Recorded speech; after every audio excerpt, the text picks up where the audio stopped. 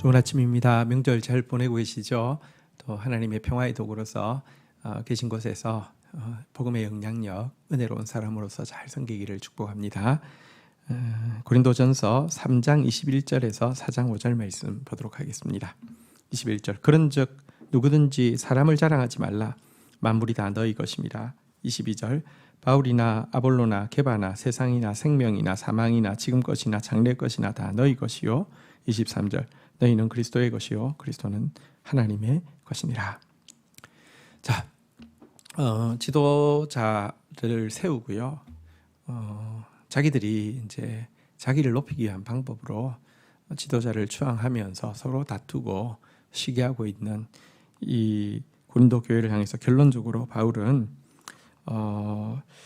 누구든지 사람을 자랑하지 말라 이렇게 이야기를 하고 있습니다. 지도자 자랑하지 말라라는 것입니다. 그리고 그러지 않아야 되는 이유에 대해서 밝히고 있는 것이 대단히 깊은 인사이트를 줍니다. 왜 사람을 자랑하지 말아야 합니까? 구원받은 성도들에게 하나님께서 이렇게 전부 만물을 전부 다 주셨고 그 안에 이런 좋은 지도자들도 있고 그뿐 아니라 이 세상 또 생명, 사망, 현재, 미래 모든 것도 구원받은 우리를 위해서 하나님이 선물로 패키지로 다 주신 것이기 때문에 그 중에 하나 또 특별히 자기가 선호하는 어떤 한 지도자만을 가지고 자랑하고 다투고 해서는 안 된다는 것입니다. 전부 다 선물로 주셨다는 것입니다.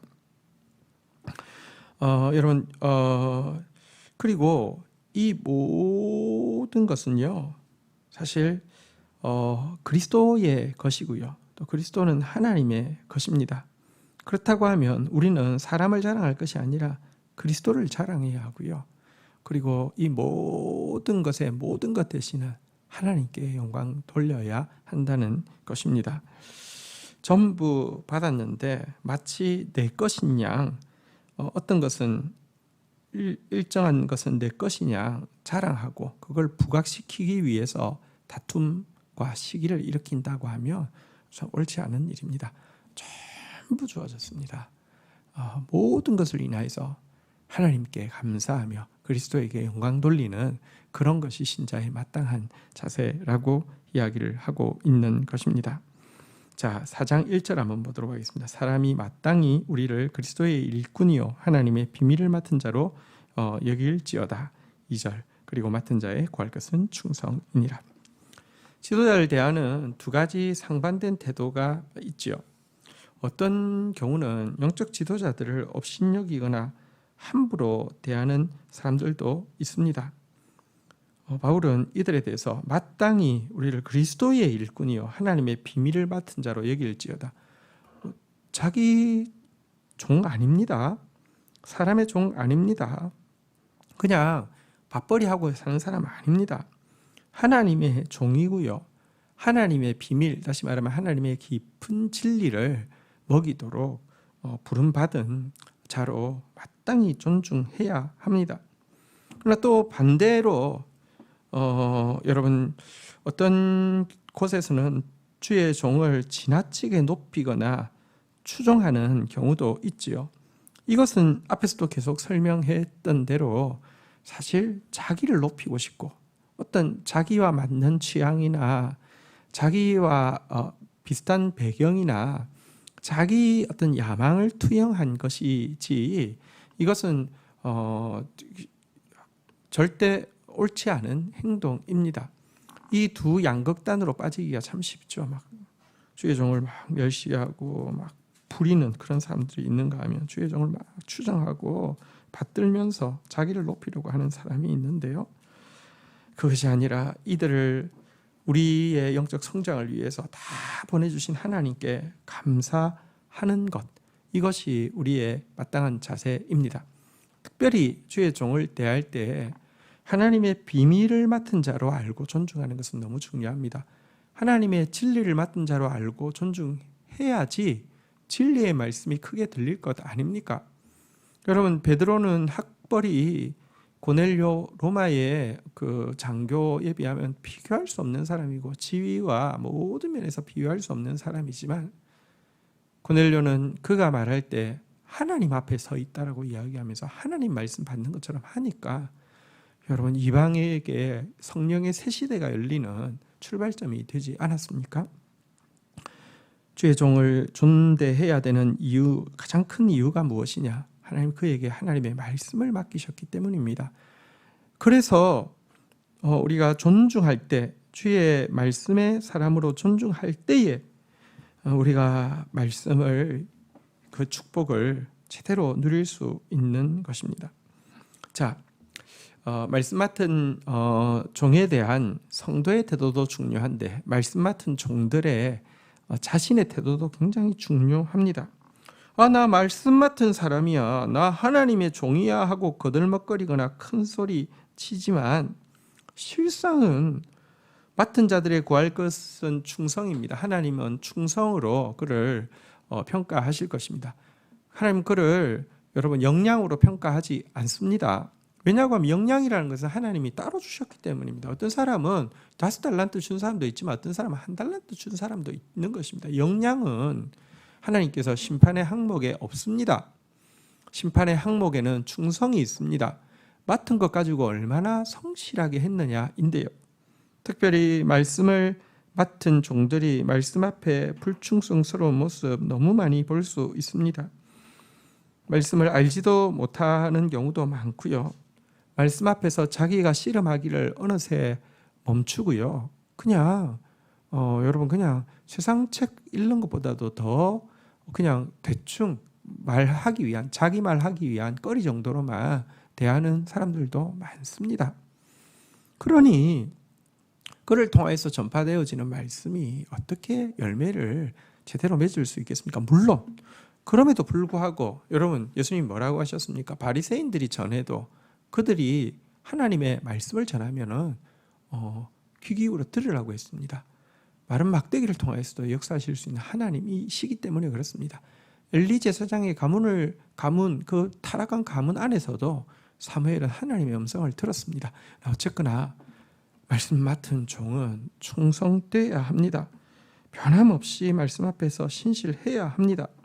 그런데 많은 종들이 말씀 사역을 하면서도 타인의 평가에 매여서 살고 있습니다. 타인이 알아주지 않는 것에 대해서 혹은 타인에게서 반응이 없는 것에 대해서 절망하기도 하고요.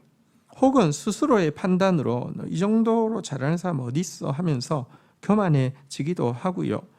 여러분 이것은 사람 자기 시각, 다른 사람 시각으로 심판받는 일이죠. 여러분 심판은 맡겨주신 주님이 하시는 심판이 유일한 심판입니다. 주님 앞에 충성된 자로 인정받을 수 있도록 타인의 판단은 아주 작은 것으로 여기고 요동하지 않고 스스로 하나님의 심판 앞에서 자책 없는 삶을 살기로 몸부림치는 사람, 이것이 바로 충성된 사람입니다. 바울이 그러한 사람이었습니다. 3절 볼까요? 너희에게나 다른 사람에게나 판단받는 것이 내게는 매우 작은 일이라 나도 나를 판단하지 아니하노니 4절 내가 자책할 아무것도 깨닫지 못하나 이로 말미암아 의롭다함을 얻지 못하노라. 다만 나를 심판하실 이는 주님이시라. 여러분 사람들 판단 떠받든다고 막 우쭐대지도 않았고요. 멸시한다고 낙심하지도 않았습니다. 혹은 자기를 살피기 위해서 스스로 예민하게 하나님의 말씀의 기준에 자기를 돌아보았지만 어떤 경우 나를 아무리 돌아봐도 내가 하나님 앞에 부끄럽지 않아 라는 생각이 들었다고 해서 그럼 나는 거룩한 사람이야, 나는 신령한 사람이야, 나는 신령하다 이러지도 않았다는 것입니다. 그것도 나의 판단이고요. 결국 판단하실 분은, 심판하실 분은 주님밖에 없기 때문에 그 마지막 순간에 그분께 인정받을 수 있도록 충성되게 말씀 앞에 서겠다라고 결단하고 또 그들 또 이제 그러한 삶을 사는 것이 바른 주의 종이라고 교훈하고 있는 것입니다. 5절입니다. 그러므로 때가 이르기 전 곧 주께서 오시기 전까지 아무것도 판단하지 말라. 그가 어둠에 감추인 것들을 드러내고 마음의 뜻을 나타내시리니 그때 각 사람에게 하나님으로부터 칭찬이 있으리라. 자, 이 이야기를 하고 나서는 바울은 이렇게 좀 매듭을 짓고 있습니다. 정확한 심판은 하나님만 하십니다. 그래서 예수님께서 재림하셔서 어둠에 감추인 모든 것을 드러내시고 심지어 마음의 숨은 동기까지 밝히시는 그날에 하나님으로부터 받는 칭찬이 참된 칭찬이라고 이야기하면서 사람의 칭찬 앞에서 우쭐대지도 말고 사람의 비판 앞에서 낙담하지도 말고, 물론 사람의 비판도 중요합니다. 여러분, 하나님이 말씀하실 때 사람을 통해서도 말씀할 수 있습니다. 자꾸 사람들이 왜 너는 그렇게 다투어? 왜 너는 그렇게 시기심 많아? 사탄아 물러가라. 하나님 저런 비판 받지 않겠습니다. 아니요, 받아야 됩니다. 그런데 그 말이 아니라 내가 하나님 뜻대로 평화를 위해서 살려고 애를 쓰고요, 내가 하나님 뜻대로 자아를 부인하면서 살아도요, 그러면 비판 없느냐? 비판이 있습니다. 참 선지자들도 계속 비판받았습니다. 그런 비판에 대해서는 낙담하지 말라는 말입니다. 오직 하나님 앞에서 자신을 세우고 주님께 받을 칭찬만 소망하는 삶을 사는 것, 이것이 여러분 최후의 심판을 준비하는 성도에 마땅한 바라는 것입니다. 오늘 지도자를 대하는 바른 태도가 무엇인지도 보았고요, 지도자가 또 스스로 하나님 앞에 바르게 사는 방법이 무엇인지도 보았고, 우리도 인생을 살아내는데 최후의 심판을 준비하는 참 아름다운 준비가 무엇인지도 살펴보았습니다.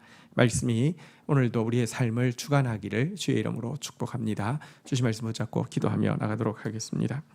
하나님, 우리에게 모든 것을 주셨습니다. 하나님의 자녀된 우리가 하나님의 자녀답게 온전하게 아름답게 세워질 수 있도록 참 귀한 영적 지도자들도 이렇게 저렇게 많이 세워주셨습니다. 사실 눈으로 지금 볼 수 없는 과거의 수많은 영적 지도자들의 저작과 또 그들의 심었던 기도마저도 우리에게 통하고 있는 것, 이것이 얼마나 큰 선물인지 고백합니다.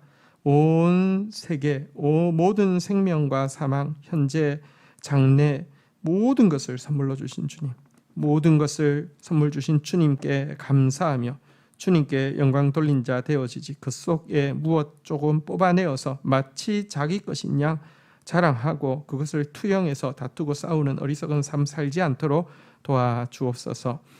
하나님, 미천한 자를 주의 종으로 세워주신 것을 인하여서 감사합니다. 주의 생명의 말씀을 맡겨주신 것을 인하여서 감사합니다.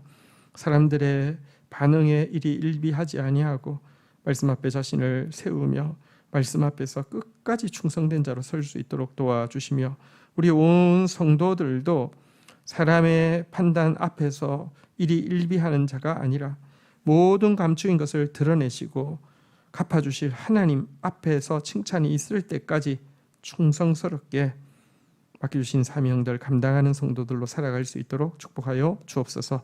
예수님의 이름으로 기도 올립니다. 아멘.